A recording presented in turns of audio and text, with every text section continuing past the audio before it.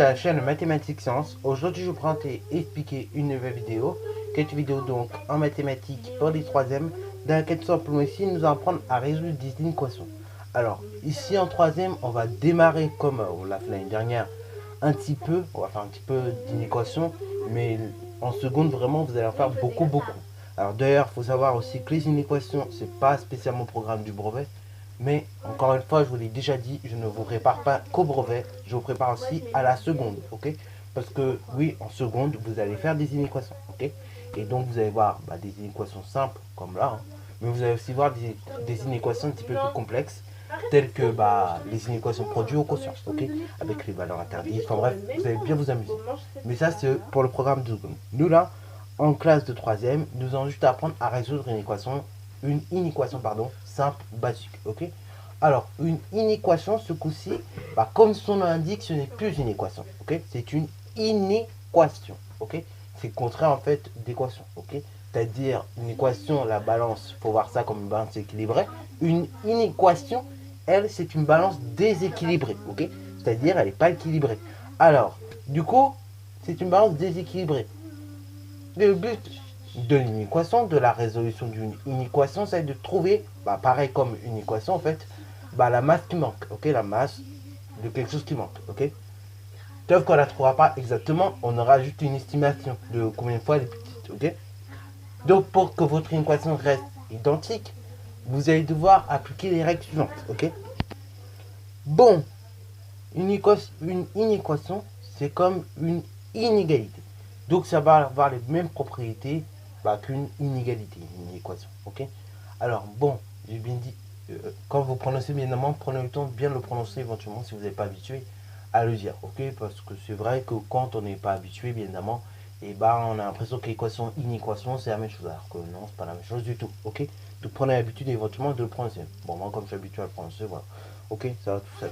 Bon, donc propriété d'une inégalité ou bien d'une inéquation, c'est pareil, ça va avoir trois propriétés. Une inégalité, vous allez pouvoir ajouter ou soustraire des mêmes nombres sur les deux membres de l'inégalité. Ok. Donc on peut ajouter ou soustraire sur les deux membres d'une inégalité, tout simplement le même nombre. Ok. Par exemple, si vous avez, je sais pas, 9 qui est inférieur à 7, enfin 9 qui est supérieur à 7, ok, vous ajoutez 3 aux deux membres de l'inégalité, ok, et vous allez avoir de ce cas-là 12 qui est inférieur, enfin qui est supérieur, pardon, à 10 ce coup-ci, ok. Voilà, voilà.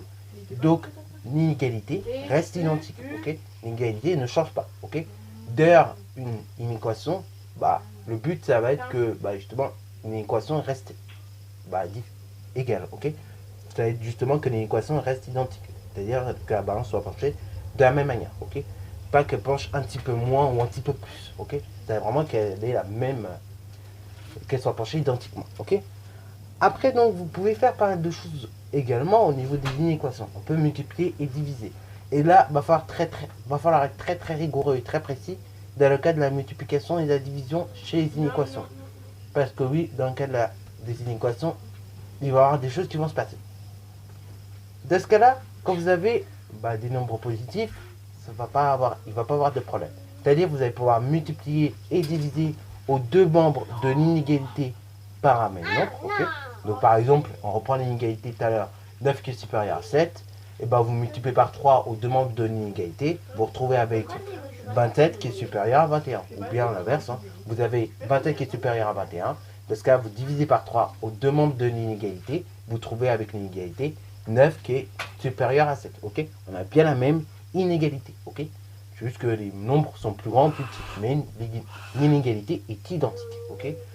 Par contre, dans le cas où les nombres sont négatifs, ok, dans le cas où si vous avez multiplié ou divisé par des nombres négatifs, là vous allez avoir un gros problème.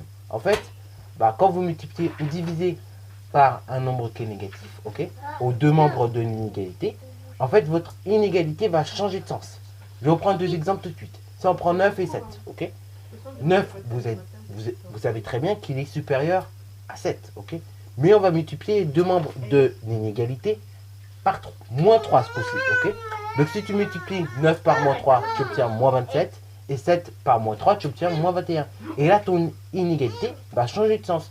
Ce coup-ci, tu n'auras plus moins 27 qui est supérieur à moins 21, tu auras bien moins 21 qui est supérieur à moins 27. Ok. Bah oui, Donc quand tu multiplies aux deux membres de l'inégalité par un nombre qui est négatif, dans ce cas-là, ton inégalité change de sens. Et c'est la même pour la division. Si tu as moins 21 qui est supérieur à, par exemple, tout simplement, moins 27, et ben tu vas multiplier, tu vas ce coup-ci diviser par moins 3 aux deux membres de l'inégalité.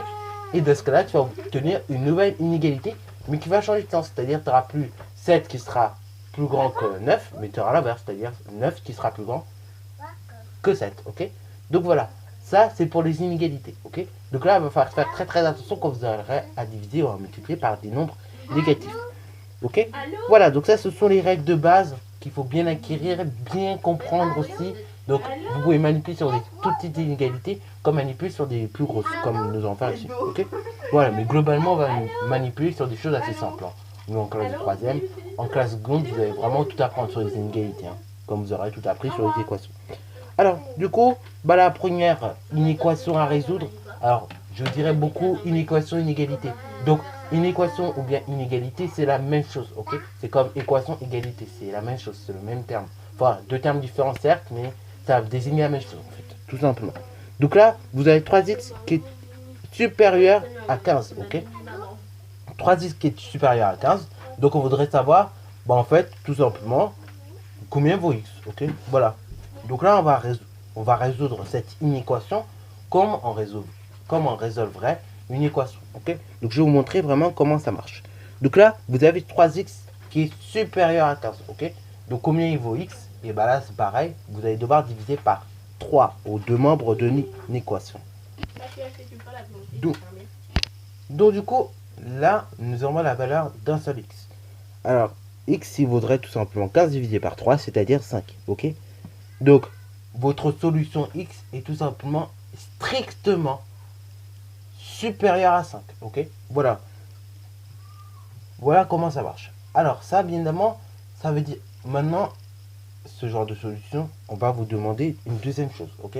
Alors, vous pouvez vérifier, hein, mais bon, ce sera moins d'intérêt pour les inéquations de vérifier si c'est bien solution ou pas. Surtout que, bon, c'est pas demandé.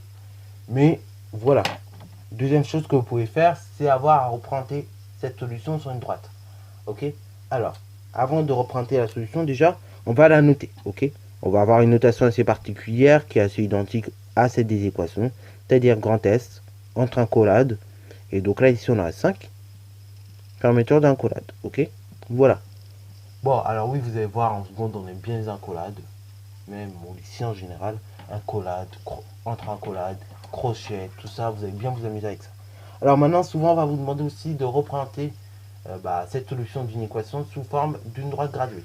Alors déjà, je vais vous tracer la droite graduée et après, nous allons voir comment ça marche. Ok. Alors maintenant, donc, que nous avons fait ça, que nous avons représenté sous forme de droite graduée, déjà les solutions. Maintenant, on va faire un petit truc, ok, pour dire si c'est solution ou pas. Alors, déjà, ce que nous allons faire tout simplement, c'est que déjà, maintenant, on présenter ça sous forme de crochet, ok. Voilà. Et le crochet, il va avoir deux choses, ok. Si il est fermé, et ça veut dire que la valeur associée est solution de l'équation. Si au contraire, elle est ouverte, ça veut dire que la valeur associée n'est pas solution de l'équation, ok. Alors là, dans mon cas, mon crochet il sera ouvert, donc la valeur associée ne sera pas solution de l'équation. Alors ceci, donc, je vais le représenter de la manière suivante. Donc là, vous avez 2, vous avez 4. Donc là, ici, vous aurez tout simplement 5, ok. Voilà. Et donc là, pareil, vous allez devoir faire un crochet dans lequel la valeur associée ne sera pas solution de l'équation, ok. Donc un crochet ouvert, comme ci-dessous. Et donc là, ici, vous aurez les solutions de l'équation, de l'équation, pardon. Et là, vous aurez le reste, ok. Donc ici, c'est 5. Alors pareil, le crochet, il est à l'opposé de 5. Parce que tout simplement, en fait, x est différent de 5, ok. Donc là, ici, vous avez les solutions. Et de l'autre côté, vous avez le reste, ok. Vous avez pas vous avez les valeurs qui ne sont pas solutions de l'inéquation, ok. Donc c'est à dire que vous pouvez prendre tous les nombres compris entre 5 et l'infini, ok. Et donc dans ce cas-là, vous aurez votre inéquation qui sera vérifiée, ok. Votre inégalité sera vérifiée, ok. Alors là, je pars vraiment dans un langage lycée. Vous allez voir qu'au lycée, et bah, les nombres ils peuvent aller jusqu'à plus infini. Et il y a des nombres aussi qui peuvent aller jusqu'à moins l'infini. Ok. Bon, c'est un langage de lycéen que vous allez pouvoir bien maîtriser l'année prochaine. Bon, voilà. Bon, maintenant on va passer à la deuxième résolution d'une équation. Donc là c'est pareil. Et bah nous allons résoudre une équation comme si on résolvait une équation. Ok. Donc on va mettre les choses qui devraient être ensemble et les choses qui ne devraient pas être ensemble. Donc les x à gauche, les nombres à droite. Ok. Donc là pareil, vous avez 6x plus 7 qui est supérieur ou égal à 18 plus 2x. C'est-à-dire donc la valeur que vous avez trouvée sera associée tout simplement au reste. Ok. Voilà. Donc du coup, c'est très simple. Déjà, le plus 7, il n'est pas chez lui. Donc on va faire moins 7 pour l'éliminer. Tac. Si je fais moins 7 sur le membre de gauche, je suis obligé également de le faire sur le membre de droite. Ok. Donc du coup, ici, on va tout simplement trouver 6x sur le membre de gauche. Et sur le membre de droite, il me restera donc 18 moins 7, 11, plus 2x. Ok. 2x, c'est pareil, il n'est pas chez lui. Donc il se taille d'ici. Ok. Il se taille d'ici en faisant moins 2x. Ok. Si je fais moins 2x sur le membre de droite, je suis obligé de le faire sur le membre de gauche. Ok. Donc, c'est pareil. Voilà. Et sur le membre de droite, il restera plus 11. Ok. Et sur le membre de gauche, il vous restera donc 6x moins 2x, c'est-à-dire donc 4x. Donc, vous aurez 4x qui est tout simplement supérieur ou égal à 11. Donc là, maintenant, vous allez devoir diviser par 4 de sorte à avoir la valeur d'un seul x. Ok. Voilà, donc on divise par 4 à chaque fois, vous voyez. Et donc, là, on va avoir directement la valeur d'un seul x. Donc, x, là, c'est pareil, il est égal à 11 quarts, ok. 11 quarts, si vous avez du mal à vous calculer ça dans votre tête, vous faites donc 11 divisé par 2, 5,5. Et 5,5 redivisé par 2, 2,75, ok. Donc, x est égal à 2,75. C'est-à-dire donc les solutions S, enfin la solution S de mon inéquation est tout simplement égale à 2,75. Voilà. Ensuite, pareil, ceci on peut le représenter sous forme de droite graduée. Ok, on peut représenter cette solution sur une droite graduée. Donc voilà, je vais vous montrer l'aspect tout de suite. Très clairement déjà, avant de représenter ça, on va essayer de comprendre un petit peu. X supérieur ou égal à 2,75. Ça veut dire quoi? Ça veut dire que votre nombre x, pour qu'une inégalité soit vérifiée, doit être supérieur, ou bien il peut être égal également, à 2,75. Voilà, ça veut juste dire ça. Voilà, pour ceux qui ne comprendraient pas bien les choses. Bon, du coup, maintenant on va représenter ceci, donc la solution de l'équation, sous forme d'une droite graduée, ok, comme ci-dessous. Donc, du coup, on va représenter ça sous forme de le crochet, en fait, aussi, il sera fermé. C'est-à-dire donc que la valeur associée sera également solution d'une équation. Donc ici, vous aurez, à partir d'ici et ce jusque là-bas, vous aurez, et ce vers la droite, pardon, vous aurez tout simplement les solutions de votre inéquation. Voilà. Donc vous aurez x qui est tout simplement supérieur ou égal à 2,75. Et ici, vous aurez 2,75. Ok. Ce coup-ci, pareil, le crochet il sera fermé, puisque la valeur associée sera solution d'une inéquation. Ok. Voilà. Donc ça, c'est pour la deuxième inéquation. Maintenant, on va passer à la dernière inéquation de ce lot-là. Et puis, nous aurons terminé cette vidéo. Donc là, c'est parti mon kiki. Dernière inéquation. Donc la dernière inéquation, c'est pareil. C'est toujours le même principe que comme les équations. On va faire pas à pas tranquillement. Donc on a moins 6 cinquièmes de x plus 10 qui est égal à 15 plus 4. Ok. Alors là, c'est pas égal d'ailleurs, c'est ceci, donc moins 6 cinquièmes de x plus 10 est inférieur ou égal à 15 plus 4. 15 plus 4, 19. Ok. Après donc, au membre de gauche, pour l'instant on peut rien réduire, donc on va laisser tel quel. Donc on va laisser moins 6 cinquièmes de x plus 10. Alors, d'ailleurs, on va tout simplement annuler, tout annuler. On va tout simplement expédier le plus 10 chez lui, donc sur le membre de droite, puisqu'il n'est pas chez lui, en faisant tout simplement moins 10. Donc on va le faire sur le membre de gauche, comme vous pouvez le voir, mais également sur le membre de droite. Comme ça, notre inégalité sera toujours vérifiée. Ok. Après donc, nous aurons 19 moins 10, c'est-à-dire donc au total 9, il nous restera. Maintenant, il nous reste 6 cinquièmes, moins 6 cinquièmes, pardon, de x. qui est inférieur ou égal à 9. Alors là, maintenant, ce que vous allez devoir faire pour que vos deux fractions, enfin pour éliminer ce 6 cinquième, donc cette fraction-là, ce que vous allez devoir faire, c'est multiplier par l'inverse. Vous allez multiplier par l'inverse du 6 cinquième pour tout simplement obtenir un seul x sur le membre de gauche. Mais si vous allez devoir multiplier par l'inverse de 6 cinquième sur le membre de gauche, enfin moins 6 cinquième sur le membre de gauche, on est obligé également de le faire sur le membre de droite. Ok? Donc, du coup, on va multiplier par l'inverse. Là, pareil, parenthèse obligatoire. Hein, il n'y a pas de négociation, c'est comme ça, les parenthèses sont obligatoires pour tout simplement cette inéquation. Ok? Et même ce calcul. Donc, du coup, on va multiplier par l'inverse de moins 6 cinquième, c'est-à-dire donc moins 5 sixième. Ok? Donc là, sur le membre de gauche, il ne reste rien, il nous reste x tout simplement. Ok, aucun nombre. Et sur le membre de droite, voyons ce qu'il nous reste donc. Sur le membre de droite, 9 multiplié par moins 5 sixième, c'est tout simplement donc 9 fois 5, 9 fois 5, 45. Et après 45, on divise par 6. Ok? Et là, pareil, on a 7,5. Alors attention. D'ailleurs, erreur que vous faites souvent. Voilà. Je vous l'ai faite d'ailleurs pour que vous puissiez comprendre. Erreur que vous faites souvent, vous mettez ceci. Alors que je vous avais dit, quand on multiplie ou divise par un nombre négatif, l'inégalité, ou bien votre inéquation, change de sens, ok? Là, c'est pareil, vous êtes trop nombreux à faire ce genre d'erreur, même en troisième ou en seconde. Donc là, pareil, vu qu'on a multiplié par un nombre négatif, du coup, notre inégalité change de sens, ok? Elle change de sens, et du coup, vous avez x qui est supérieur ce coup-ci, ou égal à 7,5, ok? Alors, supérieur ou égal, bah, ça veut dire en gros qu'il peut valoir 7,5 ou bien être supérieur à 7,5. Ok? Voilà, voilà. Donc là, pareil, hein, vous voyez bien qu'il faut faire très très attention ici. Hein. Vraiment, attention, très dangereux extrême, ok? Danger extrême pour la résolution de cette inéquation. Quand on multiplie ou divise par un nombre négatif aux deux membres d'une inéquation, du coup, l'inéquation change de sens. Ok? Alors là, c'est pareil. Maintenant, on va représenter ça sous forme d'une droite graduée pour que vous puissiez bien voir les choses. Ok? Je vais vous mettre la notation type seconde, puisque voilà, vous allez très vite vous habituer à ça. Donc, grand S est égal entre accolade 7,5.